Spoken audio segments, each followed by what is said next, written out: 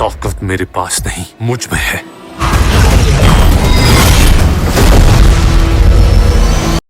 Hello বন্ধুগণ, কি অবস্থা সবার? তো চলে এলাম আজকে আরো একটি নতুন ভিডিও নিয়ে। এই ভিডিওতে অ্যাডভেঞ্চার ফ্যান্টাসি রিলেটেড 5টি মুভির লিস্ট তৈরি করেছি, যেই মুভিগুলোতে তুমি অ্যাডভেঞ্চার পাশাপাশি জবরদস্ত অ্যাকশনও অনুভব করতে পারবে।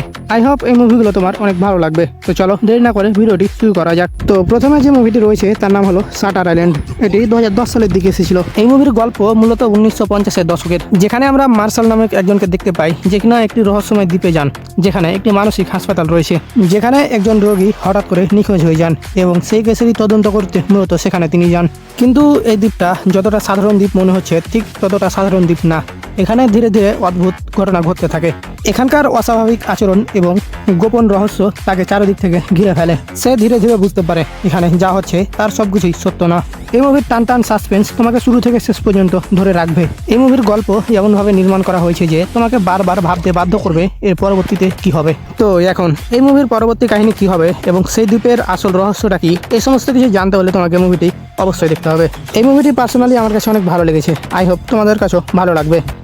তো এরপর লিস্টের 4 নম্বরে যে মুভিটি রয়েছে তার নাম হলো দি মেজ রানার। এটি 2014 সালে আসা একটি সাইফাই মিস্ট্রি সার্ভাইভাল টাইপের মুভি। এই মুভির গল্পটা শুরু হয় একজন যুবককে দিয়ে, যে কিনা একদিন হঠাৎ করে একটি অদ্ভুত জায়গায় জেগে ওঠে, যেখানে তার কোনো স্মৃতি থাকে না এবং আশেপাশে তার মতনই আরো অনেক যুবকদের দেখতে পায় এবং তারা সেখানে সবাই মিলে আটকা পড়ে যায়। তারা সবাই একটি বড় দেয়ালের জায়গায় থাকে, যেটাকে গ্লেড বলা হয়। এই জায়গার চারপাশে একটি বিশাল মেজ রয়েছে। প্রতিদিন কিছু ছেলে সেই মেজে গিয়ে এখান থেকে বের হওয়ার রাস্তা খুঁজে, কিন্তু পায় না। তাছাড়া প্রতিনিয়ত সেই মেজের আকার আকৃতি পরিবর্তন হতে থাকে এবং তার ভিতরে লুকিয়ে থাকে ভয়ঙ্কর রকমের বিপদ।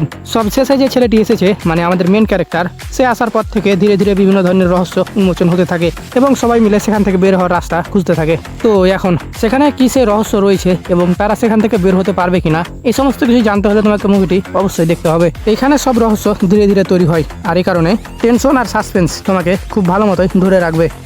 তো এরপর লিস্টের 3 নম্বরে যে মুভিটি রয়েছে তার নাম হলো ডাইভারজেন্ট। এটি 2014 সালে আসে একটি অ্যাকশন সাইফাই মুভি। এই মুভিতে আমরা ফিউচারের কাহিনী দেখতে পাই, যেখানে পৃথিবী প্রায় অলমোস্ট ধ্বংস হয়ে গেছে এবং সেখানে এমন একটি সমাজ রয়েছে যেখানকার মানুষদের ব্যক্তিত্ব এবং গুণের উপর বিচার করে তাদের বিভিন্ন আলাদা আলাদা ফ্যাকশন বা দলে ভাগ করা হয়। এরই মাঝে আমাদের মূল চরিত্র ট্রিসকে দেখতে পাই, যে কিনা একদিন জানতে পারে সে সাধারণ মানুষের মতো না, সে হলো ডাইভারজেন্ট, মানে সে কোনো ফ্যাকশনেই পুরোপুরি ফিট হবে না। আর এটা তার জন্য খুব বড় একটি বিপজ্জনক, কারণ এই সমাজে যারা ডাইভারজেন্ট তাদের হুমকি হিসেবে দেখা হয়। এরপর সে নিজের পরিচয় লুকিয়ে একটি নতুন জীবনে প্রবেশ করে, যেটি তার জন্য অনেক কঠিন হয়ে পড়ে এবং ধীরে ধীরে সে বুঝতে পারে এই সমাজে বিভিন্ন রকমের ষড়যন্ত্র চলছে। তো এখন ট্রিস সেই জীবনে কিভাবে সার্ভাইভ করে এবং কি সেই ষড়যন্ত্র বা এর পরবর্তী কাহিনী জানতে হলে তোমাকে এই মুভিটি অবশ্যই দেখতে হবে। এখানে তুমি অ্যাকশন অ্যাডভেঞ্চারের পাশাপাশি ফিউচারিস্টিক জগৎ এবং ইউনিক ফ্যাকশন সিস্টেম দেখতে পাবে। এই মুভির মাল্টিপল পার্ট রয়েছে এবং এটি তার প্রথম পার্ট। তো এরপর লিস্টের 2 নম্বরে যে মুভিটি রয়েছে তার নাম হলো দি ডার্ক টাওয়ার। এটি 2017 সালে আসা একটি সায়েন্স ফিকশন অ্যাডভেঞ্চার টাইপের মুভি। এই মুভির কাহিনী বিখ্যাত লেখক স্টিফেন কিং এর একটি উপন্যাস সিরিজ থেকে নেওয়া হয়েছে। এই গল্পটি মূলত মাল্টিভার্স নিয়ে, যেখানকার সবকিছুর কেন্দ্র হলো একটি টাওয়ার, আর সেটিকেই বলা হয় দি ডার্ক টাওয়ার। এই মুভির কাহিনীতে আমরা একটি ছেলেকে দেখতে পাই, যে কিনা তার স্বপ্নের মাধ্যমে এমন এক জগতের সাথে যুক্ত হয় যেটি কিনা এই পৃথিবীর বাইরে অবস্থিত। সেখানে সে গানস্লিঙ্গার নামক এক নায়ককে দেখতে পাই এবং একজন ভিলেনকে দেখতে পাই। নায়কের কাজ হলো সেই টাওয়ারটিকে রক্ষা করা এবং সেই ভিলেনের কাজ হলো সেই টাওয়ারটিকে ধ্বংস করবে। তো এখন এই মুভির পরবর্তী কাহিনী কি হবে, নায়ক এবং ভিলেনের মধ্যে কে জিতবে এবং সেই ছেলেটি স্বপ্নের মাধ্যমে সেখানে যুক্ত হয় কেন, এই সমস্ত কিছু জানতে হলে তোমাকে মুভিটি অবশ্যই দেখতে হবে। এই মুভিতে তুমি রহস্য, অ্যাডভেঞ্চার আর ডার্ক ফ্যান্টাসি অনুভব করতে পারবে। তাছাড়া তুমি যদি অ্যাকশন প্লাস প্যারালাল ওয়ার্ল্ড টাইপের মুভি পছন্দ করো, তাহলে এই মুভিটি তোমার অবশ্যই ভালো লাগবে। তো এই লিস্টের সবশেষে যে মুভিটি রয়েছে তার নাম হলো OG the great and powerful.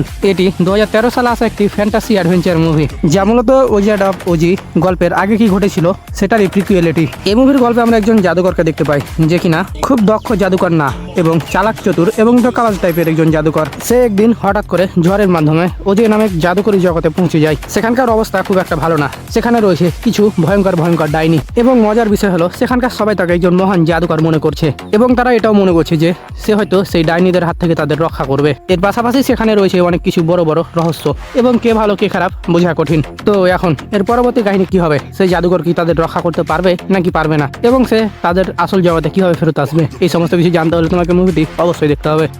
তো আজকে এই পর্যন্তই। যদি ভিডিওটি ভালো লেগে থাকে তাহলে লাইক করে দাও এবং চ্যানেলটি সাবস্ক্রাইব করে দাও। আর এর মধ্যে কোন মুভিগুলো তোমার দেখা আছে সেটাও কমেন্টে বলে যাও।